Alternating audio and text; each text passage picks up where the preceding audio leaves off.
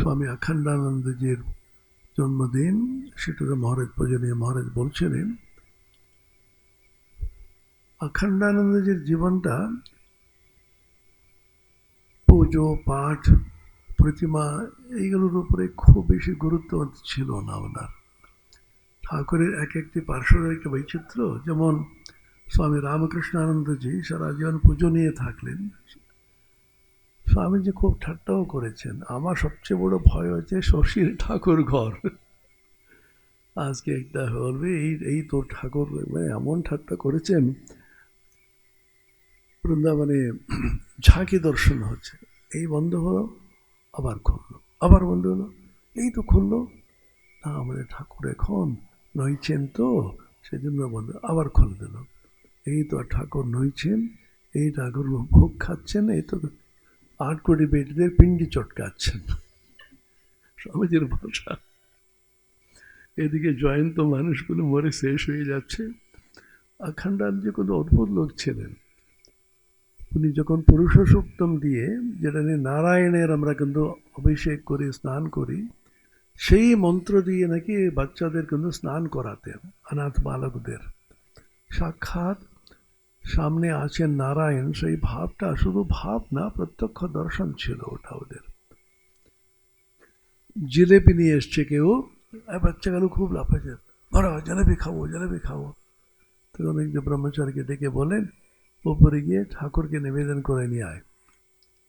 সাধারণত ব্রহ্মচারীতে একটু ভাব থাকে, আস্তে আস্তে আমাদের মতন হয়ে গেলে কমে যেতে পারে। সেজন্য শ্রী মা বলতে নতুন ব্রহ্মচারীদের কিন্তু পুজো করতে দেবে, নবানুরাগ ওদের থাকে।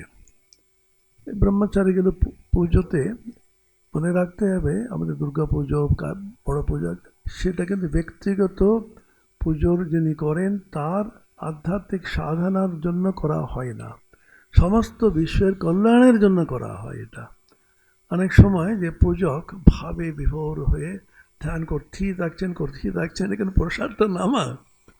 মা শ্রী শ্রী মা বলেছেন এই উদ্বোধনে, পুজো করেই যাচ্ছে, কি রে প্রসাদটা কোথায়? তখন একটু তিরস্কার সরে বলছেন, যত ইচ্ছে ধ্যান করো, প্রসাদটা নামিয়ে দাও। মানুষরা কিন্তু প্রসাদের জন্য বসে আছে। এখন এখানেই ছোট্ট স্বার্থপরতা এসে যায়, কারণ আমি কিন্তু আধ্যাত্মিক দিকে উন্নত করব, সেই জন্য আমি ওখানে সমস্ত মানুষকে অভুক্ত রাখতে বলা হচ্ছে না। স্বামী তুরীয়ানন্দজি তন্ত্রধারক, স্বামী যতীশ্বরানন্দ তখনকার দিনে সুরেশ ভট্টাচার্য ব্রহ্মচারী, তিনি দুর্গা পুজো করছেন। আর উনি ধ্যানটা ওনার খুব পছন্দ। শেষ পর্যন্ত স্বামী যতীশ্বরানন্দজি মাঝে মধ্যে ধ্যানে নিমগ্ন হয়ে আছে। তুরীয়ানন্দজি অত্যন্ত তিরস্কার করে বলছেন, ধ্যানটা কমা, পুজোটা শেষ কর। সেজন্য এই ভাবটাকে সম্বরণ করে রাখা এত সহজ না। বাবুরাম মহারাজ স্বামী প্রেমানন্দজি বলছেন, ঠাকুরকেও আমরা দেখতে পেলাম না, অনেক সময় ভাবের উচ্ছ্বাস সম্বরণ করতে পারছে না। এখানে কি অদ্ভুত লীলা দেখলাম মায়ের, সমস্তগুলোকে কি করে সম্বরণ করে রাখতে পারে। সাহিত্যিক যদি থাকেন কেউ, আমি অনেক সময় ভাবি একটা প্রবন্ধ অথবা একটি নভেল লিখলে কেমন হয়। ষোড়শে পূজার পরের দিন সারা রাত পুজো হলো, পূজক এবং পূজ্যা দুজনেকে সমাধিস্থ। সকালবেলা ঠাকুরের নিশ্চয়ই সমাধি ভাঙেনি, মা কিন্তু সমাধিস্থ হইতে গেলে কাজ হবে কি করে। সকালবেলা মা হয়তো উঠলেন, আবার ঝাড়ু দিচ্ছেন, আবার কোটনে কাটছেন, কি করে সমস্তগুলোকে হাতে রাখা। সেখানে আমার এমনি ভাবনা, হৃদয়রাম মুখোপাধ্যায়কে সকালে চেনেন তো? ঠাকুর বলছেন ওই রকম ছায়ার ন্যায় আমাকে সেবা করেছে, ওরকম সেবাও কেউ করেনি, ওরকম জ্বালাতনও কেউ করেনি। হৃদয়রাম মুখোপাধ্যায় পঞ্চমুণ্ডী আসনে গিয়ে বসল। ঠাকুর যেখানে তন্ত্র সাধনা করেছিলেন, পুরনো হয়ে গেছে, কিন্তু ওই পঞ্চমুণ্ডী যে মন্দিরগুলোকে উনি ফেলে দেননি। বসা মাত্রই মামা মামা ঝুলে গেলাম, যেন একটা আগুনের মধ্যে বসেছেন সেরকম একটা ভাব এলো, চিৎকার করে উঠল। ঠাকুর আবার বললেন, প্রসমিত করলেন, ওগুলোকে ফেলে দিলেন। এটা নিয়ে আমি ভাবি, হৃদয়রাম মুখোপাধ্যায় পঞ্চমুণ্ডী আসন এখন অনেক আগে কিন্তু চলে গেল। ঠাকুরের ব্যবহার তখন সাধনার সময় করেছিলেন, তারপরে এমনি পড়ে আছে। তাতে সামান্য বসতে গিয়ে যেরকম উনি শক্তিকে হজম করতে পারলেন না, এদিকে শ্রী শ্রী মায়ের সামনে ঠাকুর নিজের সিদ্ধি, নিজের সাধনা, সমস্ত সমাধি, জপমালা পর্যন্ত সমর্পণ করলে, একবারে সাষ্টাঙ্গ প্রণাম করলে শক্তি ঢেলে দিয়েছেন। মায়ের কি প্রতিক্রিয়া? প্রশান্ত মহাসাগরের মধ্যে যত নদী মিশে যায় বিন্দু মাত্র কোনো বিচলিত না হয়ে। মাই তো রাখতে, সেজন্য মাকে বোঝা বেশ কঠিন। সেজন্য ঠাকুর বললেন, ওকে কে বুঝবে তোমরা? মায়ের জীবনে আমরা পড়িয়ে গেলে স্বামীজি বলছেন, তোরা কেউ কিন্তু বুঝতে পারিসনি মা কি বস্তু। বরঞ্চ ঠাকুর যাক, কিন্তু মায়ের কৃপা না কিছু হবে না। প্রথমে মা, তারপরে মায়ের মেয়েরা, তারপরে বাপ আর বাপের ছেলেরা। আমাদের রামকৃষ্ণ সংঘে পূজ্য স্বামী ভজনানন্দজি, বর্তমানে যিনি প্রবীণ সংঘের উপাধ্যক্ষ, তিনি আমাদের প্রায় বলতেন তন্ত্র এবং বেদান্ত দুটি কিন্তু সমান্তরালে যাচ্ছে, প্যারালালি তন্ত্র and বেদান্তা আর গোয়িং। এইদিকে বেদান্তের দিকে সন্ন্যাস নিয়েছিলেন ঠাকুর, ভৈরবে ব্রাহ্মণীর আদেশে অনেক রকম তন্ত্র সাধনা করেছিলেন। সমস্যাটা হচ্ছে ওই সময় ঠাকুরের শিষ্যরা কেউ আসেনি, একমাত্র ছিল মথুরনাথ বিশ্বাস আর হৃদয়রাম মুখোপাধ্যায়। কি যে হচ্ছে মথুরনাথ কিচ্ছু বুঝতে পারত না, আর ঠাকুর সমস্ত বিবস্ত্র হয়ে পৈতেটা ফেলে দিয়ে গভীর জঙ্গলে গিয়ে ধ্যানস্থ হয়ে আছেন। কি এটা করছে পাগলামি, দূর থেকে ঢিল মারছে, কিন্তু ভয় দেখাচ্ছে, কি করছেন ঠাকুর কিছু বুঝতেই পারতো না ওরা। ওই সময় কেউ না তাকাতে ঠাকুরের সাধনার সম্বন্ধে যেটুকু আমরা জানতে পারি, ঠাকুর নিজ মুখে কথামৃতে লিপিবদ্ধ হয়ে আছে, এটুকু আমরা জানি। স্বামী শারদানন্দজিও তার বিখ্যাত শ্রী শ্রী রামকৃষ্ণ লীলা প্রসঙ্গের গ্রন্থে বলছেন, হৃদয়রামের মুখে এটা শুনিয়াছি, কতটা সত্য বলিতে পারিতেছি না। হৃদয়রাম অনেক রকম, ও তো বুঝতে না পেরে হয়তো বলেছে ওরকম। এদিকে তন্ত্র, এদিকে বেদান্ত। রামকৃষ্ণ সংঘে স্বামী বিবেকানন্দ থেকে শুরু করে বর্তমানে আমরা আছি, সকলে বেদান্ত মতে সন্ন্যাস গ্রহণ করেছে। যেমন তোতাপুরীর কাছে ঠাকুর বেদান্ত মতে সন্ন্যাস নিয়েছিলেন মহাবাক্য শ্রবণ করে ইত্যাদি। কীভাবে কি মন্ত্র দিয়ে উনি সন্ন্যাস দিয়েছেন এই রহস্যটা আমরা জানি না, তবু এটা কিন্তু বোঝা যায় অদ্বৈত সাধনার জন্য উত্তম অধিকারী বলে চিনেছিলেন প্রথম দর্শনী তোতাপুরী এসেছেন দৈবাধীশে। কীভাবে যোগাযোগটা হয়, তিনি এসেছিলেন গঙ্গাসাগরে যাবেন, রানী রাসমণির ওখানে সাধুরা প্রায় আসতো থাকতো, অনেক রকম সুবিধা ছিল, ভিক্ষা পাওয়া যেত, পাশে গঙ্গা আছে, আর ভান্ডারে কম্বল, জপমালা, কমণ্ডলু যা যা লাগবে সাধুদের জন্য। আমি পূজ্য স্বামী স্মরণানন্দের কাছে শুনেছি অনেকবার সাধুরা কিন্তু কমণ্ডলু ওই কম্বল ফেলে দিয়ে অনেক সময় চলে যায়, হঠাৎ করে উপস্থিত হলো, 3-4 দিন থাকলো, তারপরে চলে যায়, কোথায় গেল কেউ খোঁজও নিচ্ছে না। ওই এই महात्मा जी किधर गया, ও ভাগ গিয়া, কমণ্ডলু হেঁকে দেখো, কমণ্ডলু থাকে তাহলে আসবে। স্মরণানন্দজি বলতেন কম্বল পাওয়া যায় সর্বত্র, কমণ্ডলু পাওয়া যায় না সহজে। মথুর বাবু যা লাগবে সাধুদের জন্য সব কিন্তু দিত ভান্ডার থেকে। সেদিন অনেক মহাত্মারা, অর্থাৎ আমাদের খানিকটা আমরা পাচ্ছি, হঠাৎ বেদান্ত সন্ন্যাসীরা আসছেই যাচ্ছে। ঠাকুর বলছেন এক সময় ছিল বেদান্তে সব সন্ন্যাসী আসছে, অস্তি ভাতি প্রিয়ম, সব সময় বেদান্ত বিচার হচ্ছে, কোনো সময় আসছে ভক্ত সাধকরা, কোনো সময় তন্ত্র সাধকরা ইত্যাদি ইত্যাদি। ঠাকুর অদ্ভুত, সমস্ত পথে গিয়ে সমস্ত পথের সূক্ষ্মতম রহস্যটা তিনি যেহেতু জানতেন, ওদের মতে যেরকম কিন্তু সত্যকে ওরা দেখেছে সে নিয়ে আলোচনা করতে মহিমাচরণ চক্রবর্তী আর প্রতাপচন্দ্র হাজরা, এই দুজন অদ্ভুত বিচিত্র একটি চরিত্র কথামৃতে। মহিমাচরণ আসতো, ঠাকুর বলতেন তোমার তোমার মনের মতন একটু কথা বলি বলি বেদান্তের কথা বলতেন। সন্ন্যাস মানে তান্ত্রিক সন্ন্যাস বলে একটু শোনা যায়, ওটা কি কি জিনিস আমরা ঠিক জানি না। এরকম প্রচলিত আছে স্বামী শারদানন্দজিকে ঠাকুর নাকি তান্ত্রিক সন্ন্যাসী নিয়ে অভিষিক্ত করেছিলেন। তিনি একমাত্র বোধহয় পার্শ্বদের মধ্যে, ঠাকুরের পার্শ্বদের মধ্যে তন্ত্রের মতো সাধনা করেছেন বলে আমরা শুনি। কিন্তু স্বামী বিবেকানন্দ থেকে শুরু করে সমস্ত সন্ন্যাসী সম্প্রদায় হচ্ছে বেদান্ত মতে প্রতিষ্ঠিত। বেদান্ত মত বলতে যেহেতু শঙ্করাচার্যের সম্প্রদায়ে আমরা আসছি, মহাবাক্যের শ্রবণ মনন নিধিধ্যাসন, এটা হচ্ছে আমাদের মুখ্য সাধনা। অনেকগুলো মন্ত্র আছে, স্বামী অভেদানন্দজি ঋষিকেশ থেকে ওটা নিয়ে এসছিলেন, কপি করে ইত্যাদি শোনা যায়। মহানারায়ণ উপনিষদে অনেকগুলো আছে, বিরজা হোম মন্ত্র ইত্যাদি। 4টি মহামন্ত্র গুরু দেন, ব্রহ্মমন্ত্র, মহাবাক্য, পরমহংস গায়ত্রী, প্রেষ মন্ত্র। এই 4টি মন্ত্রকে অবলম্বন করে সন্ন্যাসীর জীবন। সন্ন্যাসী পুজো পাঠ হোম ক্রিয়া কোনোটাই করার কথা নয়, যার জন্য ভগবদ্গীতাতে 6ষ্ঠ অধ্যায়ে প্রথমেই বলছেন অনাশ্রিত কর্মফলম কার্যম কর্ম করোতি ইহ স সন্ন্যাসী চ যোগী চ নিরগ্র ন চাক্রিয়া। সন্ন্যাসীকে বলা হয় নিরগ্নি, অগ্নিকার্য সে করবে না, হোম করার কথা নেই, সন্ন্যাসী পুজো পাঠ করার কথা নেই। অক্রিয় যেহেতু কর্ম করবে না, কর্মত্যাগ, সর্বকর্ম সন্ন্যাস।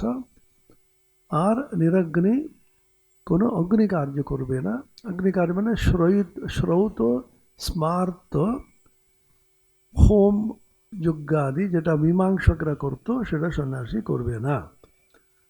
ভগবান শ্রীকৃষ্ণ গীতাতে বলছেন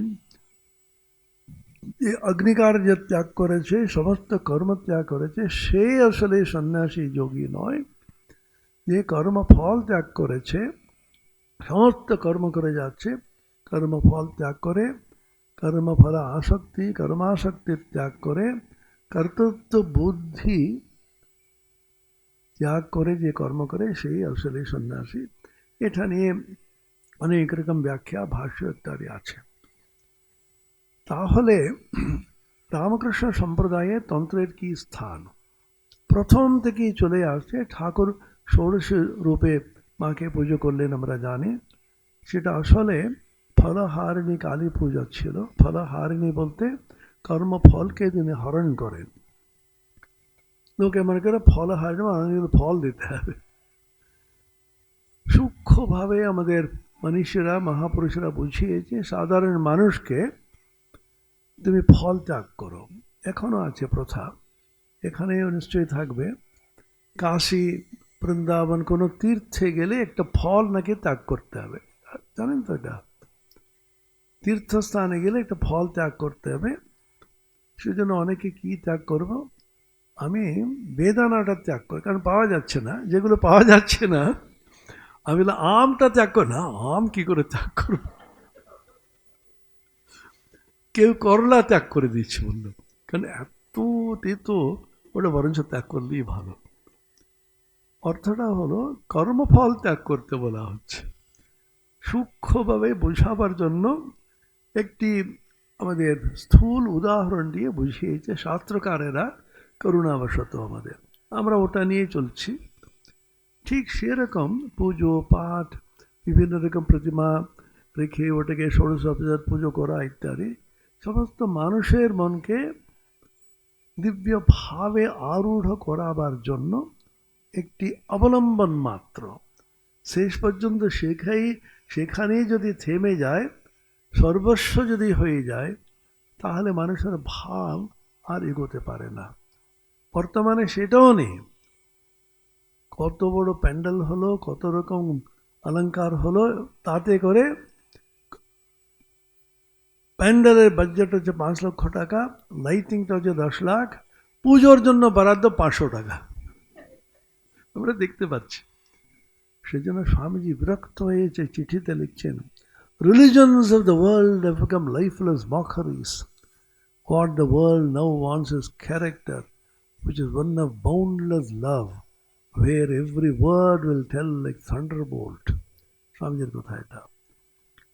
রিলিজন, ধর্ম সর্বত্র, খ্রিস্টান ধর্মে, মুসলমান ধর্মে, হিন্দু ধর্মে, সর্বত্র আস্তে আস্তে ভাবটা কমে আসে। ভগবান গীতাতে বলছেন, সকালে নে হমাতা যোগো নষ্ট পরন্তপ।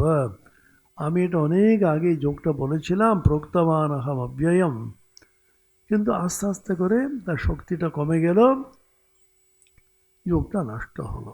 শঙ্করাচার্য ভগবান ভাষ্যকার বলছেন, কেন ওটা?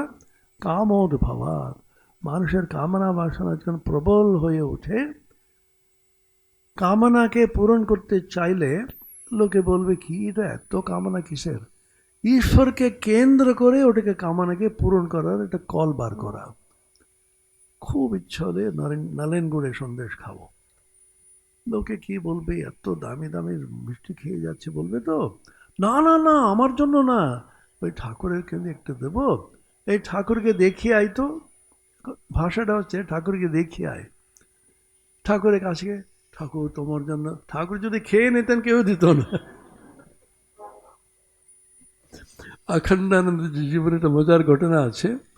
ব্রহ্মচারীগণ দিয়েছেন, জিলেপিটা উপরে গিয়ে ঠাকুরকে নিবেদন করে নিয়ে এই বাচ্চাগুলো অস্থির হয়ে যাচ্ছে, খাবে। সে ব্রহ্মচারী ধ্যানস্থ হয়ে দেখছে, ইদম মিষ্টান্ন নৈবেদ্যম সর্বদেব দেবী স্বরূপায় শ্রী রামকৃষ্ণায় নিবেদয়ামি প্রাণায় স্বাপানা ইত্যাদি করে ধ্যানে বসে গেছে। বলছে কি হলো, এত দেরি হচ্ছে কেন, দেখে আয় তো। ধ্যান করছে, জিলেপি নিয়ে চলে আয়। তারপরে চোখটা খুলে ইদম মিষ্টা নিবেদয়ামি, মানে কিচ্ছু নেই, খালি ওখানে। তখন অখণ্ডানন্দ বলছেন, এই বাচ্চাগুলোর মাধ্যমে ঠাকুর খাবেন, তুই ওখানে বসে বসে কি ধ্যান করে যাচ্ছিস? অখণ্ডানন্দের অদ্ভুত এটা ছিল। অর্থাৎ স্বামীজি বলতেন এটা, স্বামীজিকে এত অনুসরণ করতেন তিনি, কিন্তু খুব বড় ব্রাহ্মণ ছিলেন। তখন দক্ষিণেশ্বরে গিয়ে, দক্ষিণেশ্বরে তিনি মন্দিরে প্রসাদ খাবেন না, ঠাকুরও কিন্তু কাঁদতেন। মনে আছে প্রথম মা কাইবারতের অন্ন খাওয়ালি আমাকে। নিজে সোপাক নিজে রান্না করে খাবেন, গঙ্গা স্নান করে, আর বাইরে কোথাও খাবে না। ঠাকুর বলছে এটা পান খানা না, ব্রহ্মচার্য পান খেতে নেই, আর কঠোরতা করছেন উনি। ঠাকুর তো মজার মানুষ, তো আরে পান খেতে হয়, পান খেলে না মুখটা শুদ্ধ হয়। নরেন বলে একটি ছেলে আছে, বাগবাজারে, এই হিরুয়াতে বাড়ি।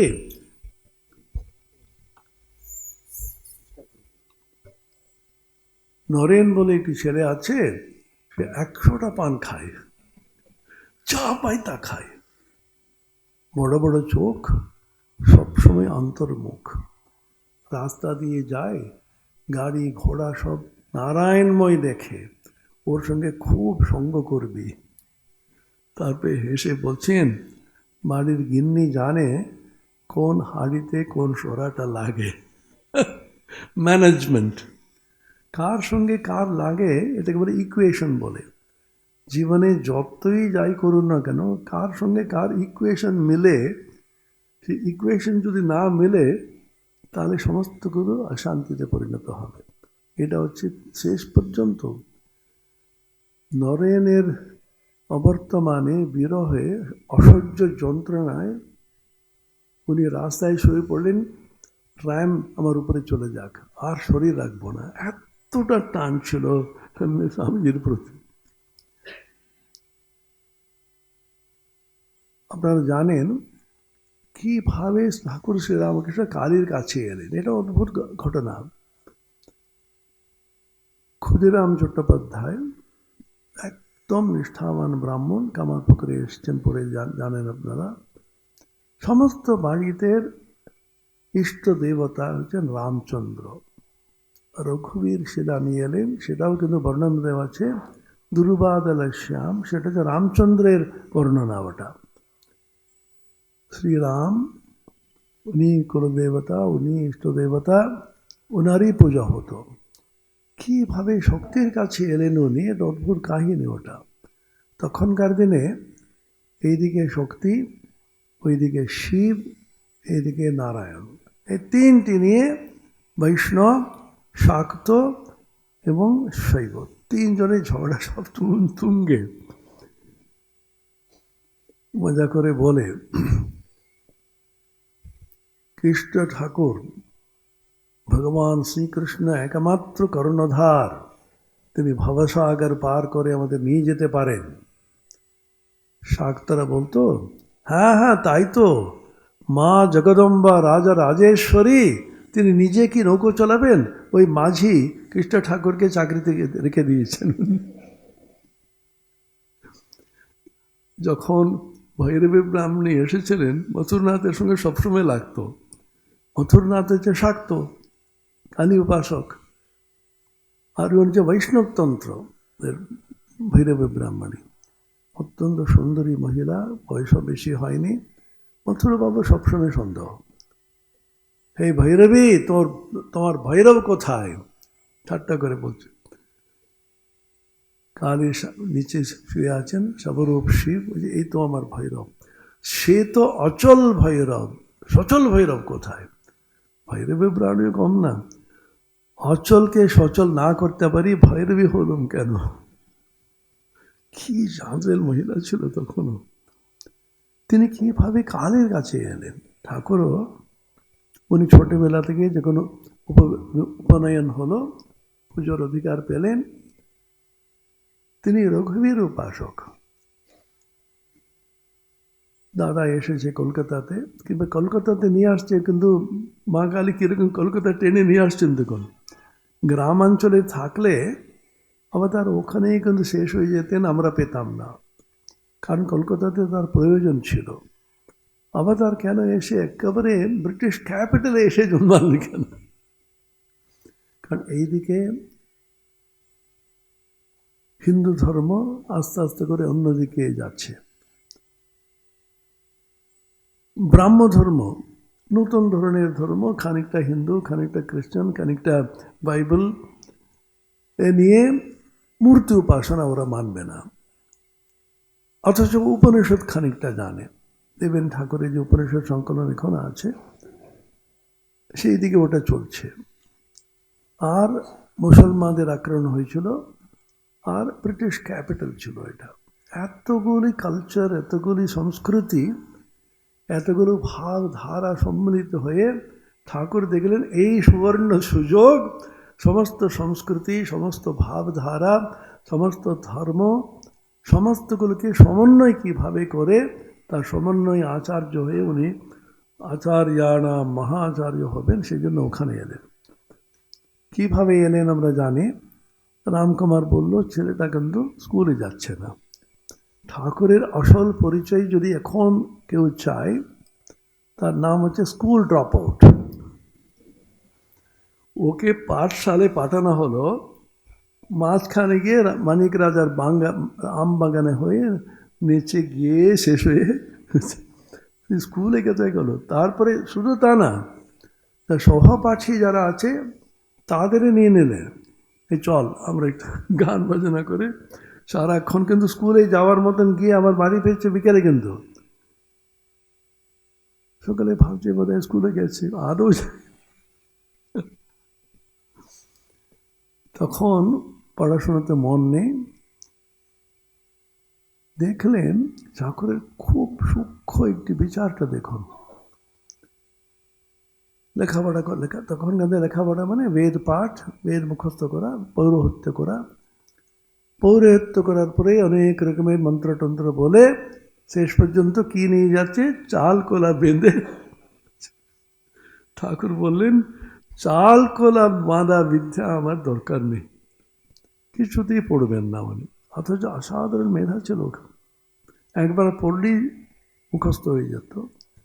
প্রথম শ্রেণীর শ্রুতিধর বলা হয়। শ্রুতিধর বলতে একবার শ্রবণ মাত্রই ধরতে পারে।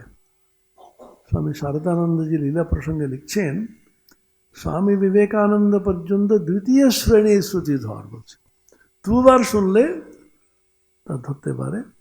আমরা কোন শ্রেণী, লক্ষবার শুনলেও কিন্তু 4টে লাইন মুখস্থ করে তার 40টা ভুল সহ খানিকটা বলি। সকালে বলে, মারা আপনার দারুণ কিন্তু মুখস্থ আছে তো। বর্তমান কারণ আমরা অবহেলা করে করে অপবিত্র জীবন যাপন করে কোন জিনিসকে ধরার শক্তিটাই কিন্তু হারিয়ে ফেলেছি। তখন দেখলো ভাই তো কিছু পড়বে না, কিছু করে যে খেতে হবে। রামঘর খুব স্নেহ ছিল ভাইয়ের প্রতি। চল, আমি কলকাতায় যাচ্ছি। অদ্ভুতভাবে একটা মন্দির তৈরি হলো। রানী রাসমণি করলেন, সেও কিন্তু মা কালী আদেশ করলেন কাশী যাওয়ার কোনো প্রয়োজন নাই, এটা মন্দির প্রতিষ্ঠা করে এখানে গঙ্গার ধারে। ফিরে এলেন, মন্দির প্রতিষ্ঠা করতে শুরু করলেন। কিন্তু কৈবর্তের জাত মনে রাখতে হবে। আমরা এখন বলি না ব্রাহ্মণরা প্রচণ্ড অত্যাচার করেছে ইত্যাদি, তখনকার দিনে সবচেয়ে গুরুত্ব দিয়েছে নিম্ন জাতকে। বেদব্যাসকে চেনেন? অষ্টাদশ পুরাণে রচয়িতা, ব্রহ্মসূত্রের রচয়িতা, ভাগবত মহাপুরাণের রচয়িতা। তিনি কি ব্রাহ্মণ কাস্ট ছিলেন নাকি? এই সকল ফিশারম্যান কাস্ট, সেটাই ছিলেন আমাদের রানী রাসমণি। রানী রাসমণি মন্দির প্রতিষ্ঠা করবেন, সেখানে ব্রাহ্মণ পূজারী পাওয়া যাচ্ছে না। কোনো ব্রাহ্মণ রাজি হবে না ওখানে করতে। তখন একজন বুদ্ধি দিলেন, তুমি নিজের গুরুর নামে কিন্তু এটাকে দিয়ে দাও, সদ্ব্রাহ্মণ গুরু তার নামে লিখে দাও, তাহলে অন্যদের কোনো আপত্তি নেই। তবু অনেকে কিন্তু রাজি হয়নি। রামকুমার কিন্তু খুব উদার ছিলেন, এটা অদ্ভুত। ঠাকুর উদার ছিলেন এটা ছেড়িয়ে দিন, অবতার পুরুষ। রামকুমার কিন্তু খুবই উদার ছিলেন। তিনি বললেন তাতে কোনো আপত্তি নেই, এই পুজো করতে রাজি হলেন। রানী রাসমণি এত কৃতজ্ঞ, তখন নিজের ভাইকে বললেন তুমি কালীকে এটা। প্রথম উনি বলেন, ঠাকুর দেখুন আমি পুজো টুজো করে দিতে পারি, কিন্তু গয়নার দায়িত্ব আমি নেব না, আভরণ সাজগোজ সেই দায়িত্বটা ঠিক আছে নিতে হবে না। কালী পুজো করতে গেলে কি করতে হবে? যে কোনো দেবতা পুজো করতে গেলে ওই দেবতার সম্প্রদায়ে মন্ত্র নিতে হবে, এটা হচ্ছে প্রথা। কালী পুজো করতে গেলে তন্ত্র সাধক তান্ত্রিক সম্প্রদায় যেটা আছে কালীর সম্প্রদায়, ওই সম্প্রদায়ে একজন সিদ্ধ পুরুষ, তার কাছে কালীর মন্ত্র নিয়ে তখনই তোমার অধিকার জন্মায় কালী পুজো করতে। আমরা যখন ঠাকুরের পুজো করি, সন্ন্যাসীদের পূজা করার কথা নেই, হোম করার কথাই নেই, অগ্নিকার্য করবে না। কিন্তু কেন করা হচ্ছে? শুধুমাত্র ইষ্ট দেবতার পুজো গুরু হিসাবে করা যায়। অদ্বৈত সম্প্রদায়েও ওরা ঈশ্বরকে জগৎ, ঈশ্বর, জীব এক স্তরে মানে 3টি মায়ার মধ্যে আছে, কিন্তু গুরুর মাধ্যমেই কিন্তু সমস্তগুলোকে আমরা জানতে পারি। গুরুকে শ্রেষ্ঠ আসনে বসিয়েছে, গুরু পূজা চলে। সেজন্য ঠাকুরের পূজাটা শুরু হয়েছিল, আপনারা জানেন, গুরু মহারাজ স্বামী রামকৃষ্ণজি প্রবর্তন করেছিলেন ঠাকুরের পুজো। জয় শ্রী গুরু মহারাজ জি কি জয়। এখনও কিন্তু এই ধ্বনিটা কিন্তু আমরা দিই, জয় শ্রী গুরু মহারাজ জি কি জয়।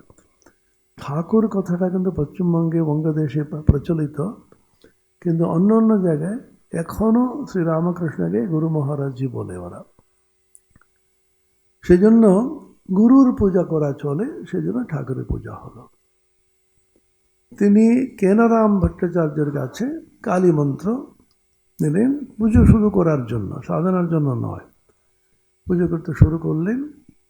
পুজো করতে শুরু করে ঠাকুরের বৈজ্ঞানিক একটি দৃষ্টিভঙ্গিটা দেখুন। এত সূক্ষ্মভাবে বিজ্ঞান সম্মত দৃষ্টিতে এই যে মূর্তিকে পুজো করতে বলেছে, সেটাকে খাওয়াচ্ছে, তারপরে এ করে যাচ্ছে, এই চামড় দিচ্ছে, যেন জয়ন্ত উনি আছেন। উনি সত্যি কিন্তু আছেন কি?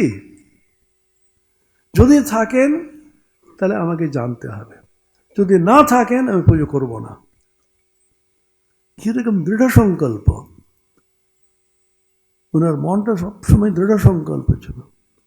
গত সম্মশয় দৃঢ় নিশ্চয় মানসবান বলেছেন না, বারবার বলছেন, মা তুই সত্যি এখানে আছিস কিনা, পাষাণের প্রতিমা না সত্যি মা জয়ন্ত এখানে আছো তুমি? তখন মানে কমলাকান্তকে দর্শন দিয়েছিস, রামপ্রসাদকে দর্শন দিয়েছিস, তা মানে সত্যি কিছু এর মধ্যে আছে। এখন বর্তমানেও দেখবেন যখন কোনো রায় প্রদান করার আগে ওরা উকিলরা বলবে হাইকোর্টে রায় বেরিয়েছে, সুপ্রিম কোর্টে রায়, ওইগুলোকে প্রমাণ, শাস্ত্র প্রমাণ। যেমন মহাপুরুষেরা, সাধকেরা সিদ্ধি লাভ করেছে, তারা সব কিন্তু এখানে যেহেতু পেয়েছে, আমাকে ওটা জানতেই হবে। জানার উপায়টা খুব সরল, তুমি ব্যাকুল হয়ে প্রার্থনা। ঠাকুরের মূল সাধনা জপ, তপ, বিভিন্ন রকমের যে ক্রিয়া, কোনোটাই নয়।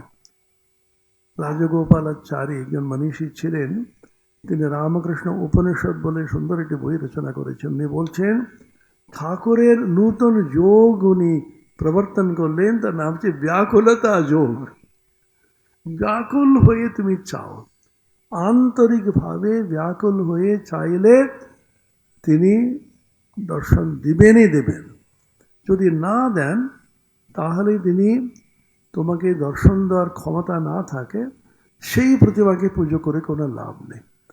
ব্যাকুল হয়ে বারবার চাইলেন, সেখানে একটা সূক্ষ্ম বৈজ্ঞানিক তত্ত্ব ছিল। কি তত্ত্ব ওটা? যদি ঈশ্বরীয় তত্ত্ব, অতীন্দ্রিয় বস্তু, অতীন্দ্রিয় উপলব্ধি এইগুলি সত্যি সত্যি থাকে, তাহলে জীবনে অন্য কিছুর মূল্য নেই। যদি না থাকে, জীবনের কোনো মূল্য নেই। চিন্তা করে দেখুন, ঈশ্বরীয় বস্তু, অতীন্দ্রিয় বস্তু, শাশ্বত সত্য, এইগুলো যদি আদৌ না থাকে, জীবনের কি মূল্য রইল? খাওয়া দাওয়া ঘোরা শেষ হয়ে গেল, আর কিছুই নেই। যদি থাকে, ওই একমাত্র আমাদের অনুকরণীয়, সেটা পেতেই হবে। এমন চরম অবস্থায় পৌঁছে গেলেন, ইংরেজি যেটা বলে রেড হিট এবং হোয়াইট হিট বলে ওরা, এত উগ্র হয়ে গেল, এত তাপমাত্রা বেড়ে গেল, ওনার যে ব্যাকুলতা হোয়াইট হিটে যখন চলে গেল, আর শরীর রেখে কোনো লাভ নেই।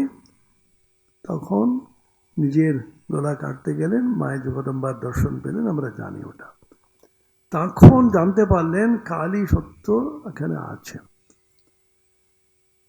এখন বেদান্ত সাধনা কিভাবে করলেন? বিভিন্ন রকম সাধনা করলেন, প্রত্যেকবার মায়ের কাছে অনুমতি নিয়ে এটা করলেন। তোতাপুরি এসছে, অদ্বৈত সাধনা করোগে? এত উপযুক্ত একটা আধার, আমি একটু মাকে জিজ্ঞেস করে আসি। যাও, আচ্ছা ছেলে, মাকে যাও। প্রতিমার কাছে নাম দাঁড়ালেন, মা একজন দীর্ঘকায় সন্ন্যাসী, দিগম্বর সন্ন্যাসী বলছে অদ্বৈত সাধনা করতে, আমি কি করব? মা বলে, তোর জন্য তো আনিস রে বাবা, কর কর। হ্যাঁ, মা রাজি হয়ে গেছেন। তো আপনি দেখলো এই ছেলেটা অসাধারণ অধিকারী অদ্বৈত বেদান্ত সাধনার, কিন্তু এটা মা মা করে মাথাটা গেছে। কি কোথায় প্রতিমার সামনে দাঁড়ালো, মা অনুমতি দিয়েছেন, যাকে অদ্বৈত বেদান্ত যদি মাথায় ঢুকে সব ঠিক হয়ে যাবে। শেষ পর্যন্ত তোতাপুরীকে ঠিক করে পাঠিয়ে দিলেন তিনি। গুরুর গুরু হওয়া আচার্যাণাম মহাচার্য, এটা ঠাকুর অদ্ভুত হয়ে যাবে। তোতাপুরী কিন্তু খুব ভক্তিমান ছিলেন। ঠাকুরও বলছেন, রামপ্রসাদ কমলাকান্তে গান করছি, ও কিচ্ছু বুঝতো না, চোখ দিয়ে অনবরত ঝরঝর করে জল পড়ে। জ্ঞান ভক্তি দুটোরই কিন্তু কোনো তফাৎ নেই। তোতাপুরীকে বললো, আমার মা আছেন, গেরুয়া পরবো না আমি, কিন্তু সমস্ত ক্রিয়াগুলো করলেন। এইদিকে বেদান্ত, এইদিকে এসে তন্ত্র। আর আমাদেরও রামকৃষ্ণ পরম্পরায় যারা গুরুর কাছে মন্ত্র পেয়েছে, আমরা সকলেই মিলে সমস্ত আমাদের সমস্ত সাধনাটা হচ্ছে তান্ত্রিক। একটা বীজ মন্ত্র যুক্ত একটা মন্ত্র দেওয়া হয়, আর আপনাকে হৃদয়ে ইষ্ট দেবতার ধ্যান করতে বলা হয়। সেখানে বেদান্তের কোনো ছোঁয়াই নেই। এইদিকে তন্ত্রের পথে আমরা কিন্তু সাধনা করে যাচ্ছি। সন্ন্যাস গ্রহণ করার পরেও এটা নিয়ে অনেক সন্ন্যাসীরা আপত্তি করেছেন, প্রশ্ন করেছেন গুরুদের, আমি এদিকে ইষ্টমন্ত্র সাধনা করব নাকি এতগুলো মন্ত্র দেওয়া আছে। সন্ন্যাসে 4টি মহামন্ত্র পাওয়া যায় গুরুর কাছ থেকে। একজন ব্রহ্মচারী আমাদের সময় স্বামী গম্ভীরানন্দ কিছু বলল, মহারাজ এমনি ইষ্টমন্ত্রের ঠেলায় অস্থির হয়ে যাচ্ছি, আমরা পারছি না কতটা করতে। আবার গায়ত্রী মন্ত্র একটা মাঝখানে এলো, সেটা সন্ন্যাসের সময় ত্যাগ করার কথা, সে নিয়ে আবার ত্যাগ করা উচিত কি উচিত না ইত্যাদি চলছে। এখন কোনটা ঠিক?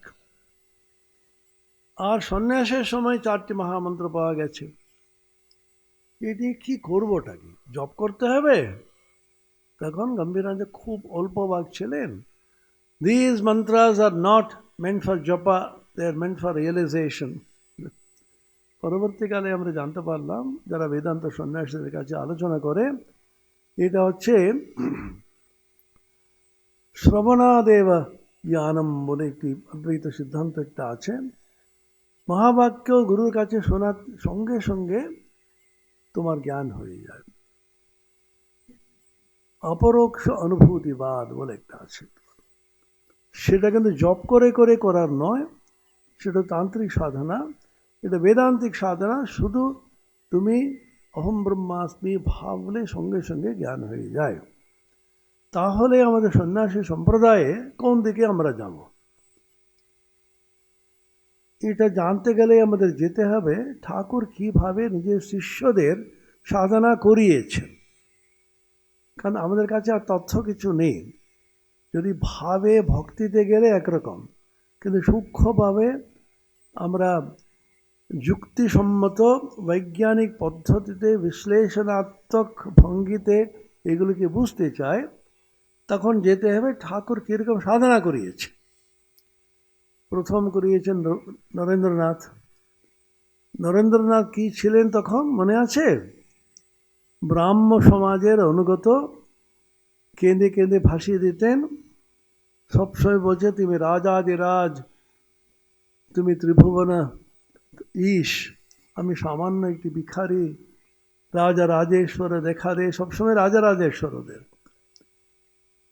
আর ঠাকুর কিন্তু সেই নরেন্দ্রকে অদ্বৈত মতে সাধনা করাবেন। অদ্ভুত দেখুন, আমরা কাউকে দেননি, কিন্তু স্বামীজি নিজে বলছেন, he never taught Advaitism to anybody, but he taught it to me.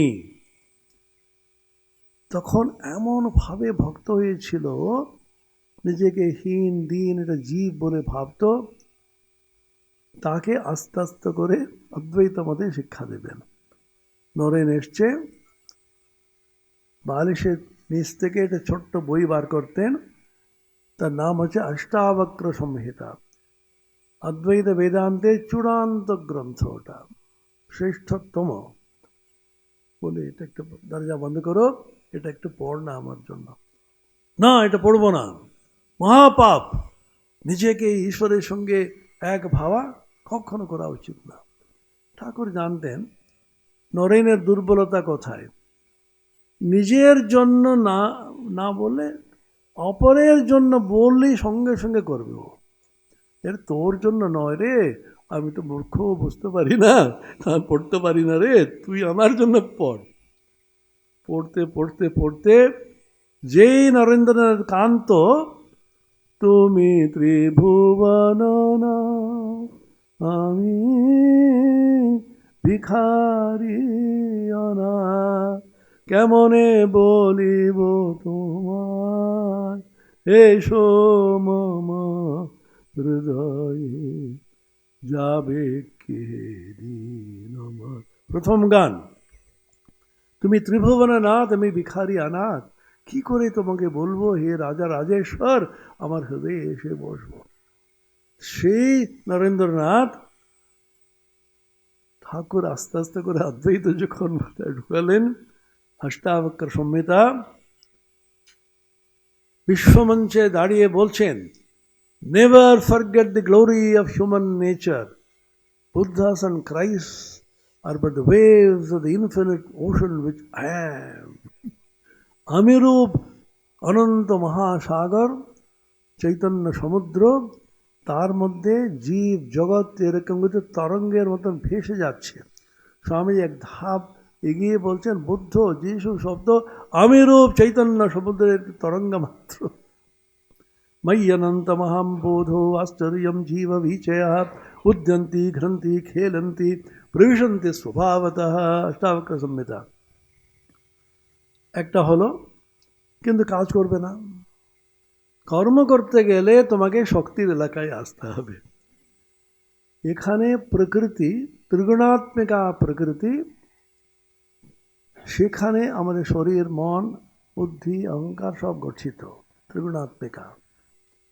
আর ত্রিগুণাতীত যদি হয়ে যাও, অদ্বৈতে প্রতিষ্ঠিত হয়ে যাও, তাহলে কাজকর্ম তোমার কিছু করা সম্ভব নয়।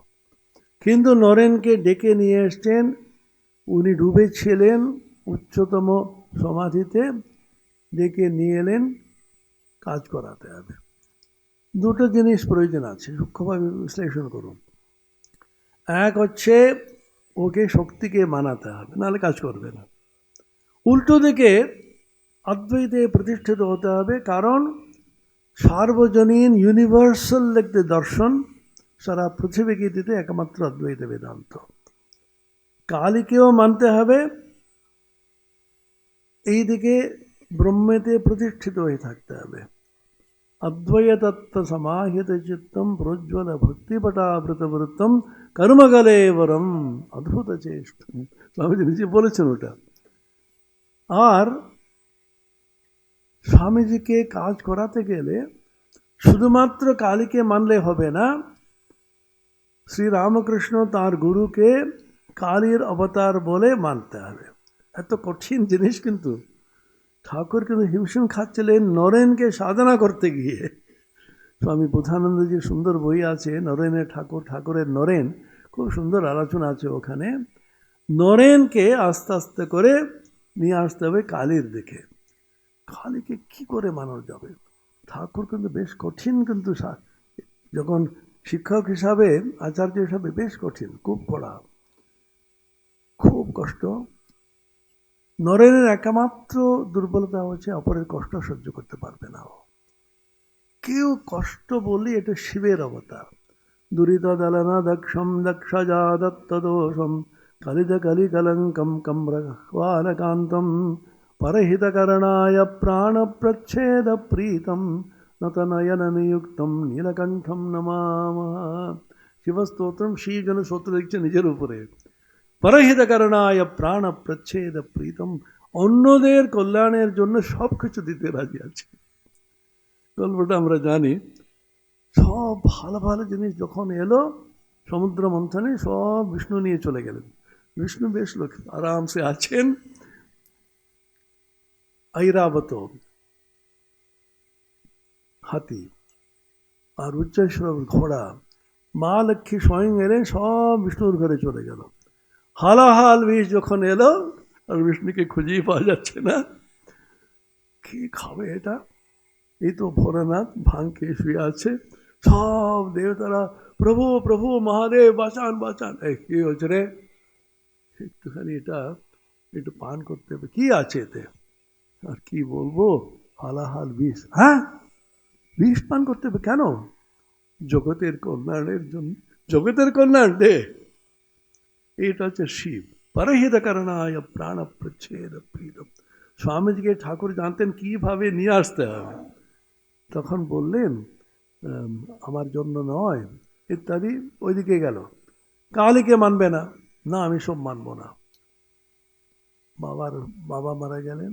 তখন সমস্ত সংসারের নিষ্ঠুর নগ্ন রূপ সামনে এলো। বিশ্বনাথ দত্তের ঘাড় ভাঙিয়ে যারা ওখানে খাচ্ছিল, কি উদার না ছিলেন উনি, সমস্ত বিরুদ্ধে গেল। ওর মার ভাইদের বাড়ি থেকে উচ্ছেদ করার জন্য শেষ পর্যন্ত স্বামীকে কষ্ট করতে হলো। ওনার শরীর যাবার কয়েক মাস আগে নাকি মামলা নিষ্পত্তি হলো। দেখলেন এই জগৎ, ঈশ্বরের উপরে বিশ্বাসটাই হারিয়ে ফেললেন। মা একবার বসে গান করছেন, কৃপাময়ী করুণাময়ী, তখন ভুবনেশ্বরী দেবতা থাম থাম, কি করলেন ভগবান আমাদের জন্য? তোর বাবা সমস্ত মানুষের জন্য কি করে গেলেন, কি করলেন ঈশ্বর আমাদের জন্য? এত ওনার কিন্তু ভিতরে কষ্ট হলো, তাই তো ঈশ্বরের বিশ্বাসটা হারিয়ে ফেললেন। স্বামীজির অন্তর্জগৎ নিয়ে কেউ নভেল কিছু লিখলো না, পরবর্তীকালে হয়তো লিখবো। বাইরে এনে এখান থেকে ওখানে গেলেন, ওখান থেকে গেলেন, ওখানে কী ছিল, ওই রহস্যটা, ওই ইতিহাসটা অনেক লিখেছে। কিন্তু অন্তরে কি ওনার ভিতরে কিন্তু কি স্ট্রাগল ওখানে গেছে, ও শেষ পর্যন্ত আর পাচ্ছেন না। মা না খেয়ে আছে, কোনো কোনো সময় না খেয়েও বলছেন না বাইরে কোথায় খেয়েছি বলে, তখন এসে বলছেন আর পাচ্ছিলেন, আপনি মাকে একটু বলুন না। এসো তুমি। ঠাকুর নিষ্ঠুরভাবে খাক করে ধরলেন, এখানে চলে আয়, মাকে তো মানলি না। তখন এমন একটা খোঁজা দিচ্ছেন, দেখুন ঠাকুর, তুই তো মানছিস না রে, সেই জন্য মা শুনছেন না। এত সরল রামকৃষ্ণ পরিমণ্ডলে অত্যন্ত শিশুর মতন সরল বলতে স্বামী বিবেকানন্দ, এত সরল। আমি তো চিনি না মাকে, আপনি জানেন কথা কোন, আপনি একটু বলুন না, আর পাচ্ছি না। তুই গিয়ে বল, ভালো দিন মঙ্গলবার, যা মাকে গিয়ে বল। বিখ্যাত গল্প আমরা জানি, 2-3 বার গেলেন আর চাইতে পারলেন না। তখন ঠাকুর বললেন সব ব্যবস্থা হয়ে যাবে, সামান্য মোটা ভাত কাপড় হয়ে যাবে। তখন কালী মানলেন, একটা গান শিখতে চাইছিলেন, মা তুমি তারা গান, সারা রাত গান করে পরের দিন থেকে ঠাকুর যে আসছে, এই ছেলেটা নরেন খুব ভালো ছেলে, সিমলাপাড়ায় বাড়ি, কালী মানতো না, কালকে রাত্রে কালী মেনেছে। নরেন কালী মেনেছে, হাততালি দিয়ে কি নাচ, কি ওনার আনন্দ। কেন? নরেন কালী না মানত, সে কিন্তু কালীর এলাকাতে এসে শক্তির এলাকাতে কাজ করবে না। দ্বিতীয় একটা তো হলো, নরেন রামকৃষ্ণকে কালী রূপ বলে মানতে হবে, কালীর অবতার বলে মানতে হবে, সে মানবে না। ও নরেন, নরেন, হ্যাঁ বলুন, ধরে মেজাজ অনেকে বলছে এর সম্বন্ধে অনেক কিছু, তুই কি বলছিস? 1000 লোক বলুক, আমি যতক্ষণ না জানি আমি মানব না। ঠিক আছে, ছেড়ে দেবেন।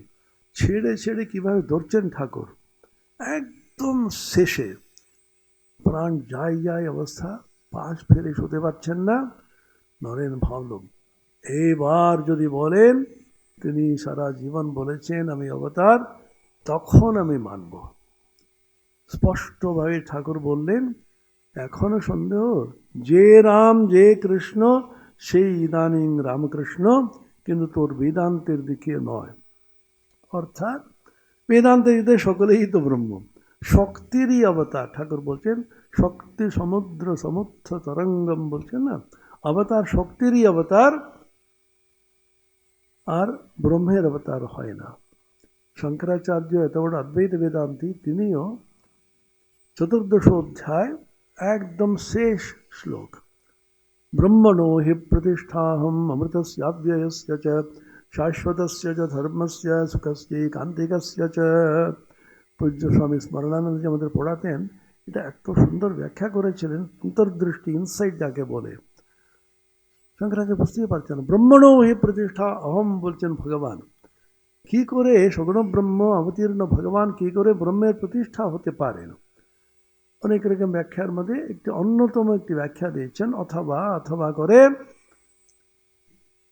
জয়া ঈশ্বর শক্তিয়া ভক্তানুগ্রহাদি প্রয়োজনায় ব্রহ্ম প্রতিষ্ঠিতে প্রবর্ততে সা শক্তি ব্রহ্ম অহমেব শক্তি শক্তিমতো অনন্যত্বাৎ।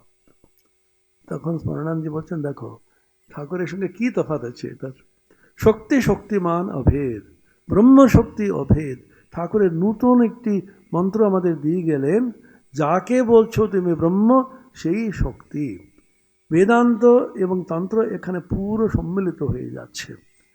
তুমি ব্রহ্মরূপে ভাব, যতক্ষণ না শরীর মন বুদ্ধি তোমার আছে, দেহাত্ম বুদ্ধি ত্যাগ করতে পারছিস না, ততক্ষণ শক্তিরূপে আরাধনা করতে হবে। তাহলে কি আমাদের বেদান্ত কিন্তু ত্যায্য হয়ে গেল? না, যাকে ব্রহ্ম বলে বলছি তাকেই শক্তি বলে বলি। সহজ করে বুঝতে গেলে আমরা বলি সগুণ ব্রহ্ম নির্গুণ ব্রহ্ম। এখন কালীকে আমরা মনে করি ব্রহ্মকে বলি সগুণ ব্রহ্ম বলি কালীকে, তাহলে ব্রহ্মকে নির্গুণ কালী বলতে কি অসুবিধা ছিল? দুই রূপ আছে। শঙ্করাচার্য ভাষ্যতেও বলছেন মূর্তম চ অমূর্তম চ দ্বে এবে ব্রহ্মণী রূপে, ব্রহ্মের দুটি রূপে, মূর্ত রূপ অমূর্ত রূপ। নির্গুণ গুণময় নিরঞ্জন হর রূপ ধর নির্গুণ গুণময়। ওই আরত্রিক স্তবের মধ্যে ঠাকুরের সম্বন্ধে সংক্ষেপে সমস্ত তত্ত্ব এবং ওনার জীবনী যেন লিখে গেছেন। উনি জীবন লিখতে চাননি, তার মধ্যে সমস্ত পাবেন উনি সেখানে। সেই জন্য আমাদের পরম্পরাতে দেখবেন, পরম্পরা কিন্তু খুব গুরুত্বপূর্ণ। ঠাকুর স্বামী চলে গেলেন, তারপরে স্বামী ব্রহ্মানন্দ শিবানন্দ প্রভৃতি এই সংঘকে কি পরম্পরাগতভাবে নিয়ে গিয়েছেন, ওই ভাবটাকে রামকৃষ্ণ পরম্পরাতে কি করে মূর্ত করে তুললেন। পরম্পরাতে কি বলছে, শ্রীরামকৃষ্ণের জন্মদিনে সারা রাত দশমহাবিদ্যার পুজো হবে, তার মধ্যে অন্যতম দেবতা হচ্ছে কালী। স্বামী বিবেকানন্দের জন্মদিনে সারা রাত কালী পুজো হবে। মায়ের জন্মদিনে সারা রাত সকালে ভালো করে ঘুমোবে, কারণ স্বয়ং কালী তিনি পূজা করাই হয়ে গেছে। আমি এখন ভাবলাম কেন স্বামীজির জন্মদিনে কালী পুজো কেন হবে? গূঢ় অত্যন্ত সূক্ষ্ম তাৎপর্য হলো, স্বামীজির কালীর প্রতি কি আকর্ষণ জন্মালো ঠাকুরের যে দিব্য স্পর্শে। উনি বলছেন একবার, how I use to hate Kali, কালীকে ঘৃণা করতাম আমি। তারপরে অনেকগুলো ডট আছে, তার মানে কি রহস্য আমরা জানি না। But he made me over to her, he made me a slave of her. ঠাকুরের সম্বন্ধে বলছেন আমাকে গোলাম করে ছেড়ে দিলেন। তিনি যাকে কালী বলতেন, শক্তি বলতেন, সে আমার মধ্যে প্রবেশ করে আমাকে শান্তি দিবে না, কাজ করিয়ে ছাড়বে। অন্য অন্য গুরু ভাইরা ততটা বুঝতে পারেনি বলে মনে হয়। বলছেন কী এরকম করবো, এইসব বিভিন্ন কর্ম আমি কি করব, আমার মধ্যে কালী প্রবেশ হয়ে গেছে, তিনি প্রবেশ করিয়ে চলে গেলেন। এটা করার পরে খুব অল্প সময়ে কিন্তু বেঁচে ছিলেন, সে আমাকে শান্তি বিশ্রাম দিবে না। সেই কালীকে নিয়ে করালেন, আমাদের মধ্যে সেই ভূতটা ঢুকিয়ে দিলেন, আমরা লাফিয়ে যাচ্ছি এখন পরম্পরাক্রমে। অর্থাৎ কালীর এলাকাতে এসে গেলে তোমাকে কালী ব্রহ্ম একই মর্ম, জন্মাধর্ম সব ছেড়েছি। রামপ্রসাদ বলছে না, কালী আর ব্রহ্ম এক জেনে ধর্ম অধর্ম সব ছেড়ে ত্রিগুণাতীত তুমি হয়ে যাবে। স্বামীজি বলছেন Kali worship my special fad, but I do not propagate it to everybody, teach it to everybody. Kali পুজোটা, কালী worship, কালী উপাসনা আমার বিশেষত্ব। আমি কিন্তু কাউকে কিন্তু সার্বজনীনভাবে বলি না। সার্বজনীনভাবে স্বামীজি অদ্বৈত বেদান্ত প্রচার করলেন। চৈতন্যের বলছে না, অন্তরের দাঁত, হাতির অন্তরের দাঁত বাইরের দাঁত বলে, স্বামীজির অন্তরের দাঁতটা হচ্ছে কালী উপাসক তিনি, কিন্তু বাইরে হচ্ছে তিনি হচ্ছে অদ্বৈত বেদান্তের চূড়ান্ত প্রচারক। কালীর মানে উনি শেষ পর্যন্ত, স্বামীজির শেষ ইচ্ছা ছিল, একটা তো বললেন বিশ্ববিদ্যালয় হবে, আরেকটি বলেছিলেন মঠে কালী পুজো হবে। ওনার শরীর চলে যাওয়ার পরে কালী পুজো মঠে হয়েছিল। উনি অনেকক্ষণ ধ্যানস্থ হয়ে সিঁড়ি দিয়ে নামছেন পুরনো মন্দিরে, শ্যামা মা কি আমার কালো রে গান আছে না, ওই গান করতে করতে নামলেন। সব সময় কালী, কালী বলতে ব্রহ্মেরই একটি রূপ।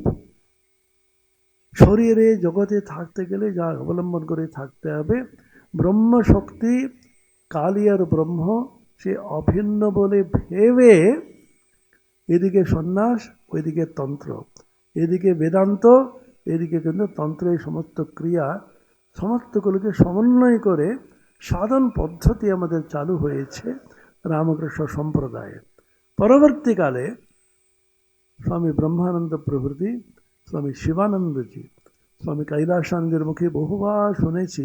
5 বছর চেন্নাইতে আমি তখন, আমরা কিন্তু বালক ছাত্র তখন, কতবার মহাপুরুষ মহারাজের কথা বলতেন, কীভাবে কালী পুজোতে গুরুত্ব দিতেন, কীভাবে কালীকে ঠাকুরেরই কিন্তু মূর্তি বলে রাখতেন। স্বামী হিতানন্দজি, তার সঙ্গ করতে সৌভাগ্য আমার ছিল, মঠের বড় পুজোরই ছিলেন।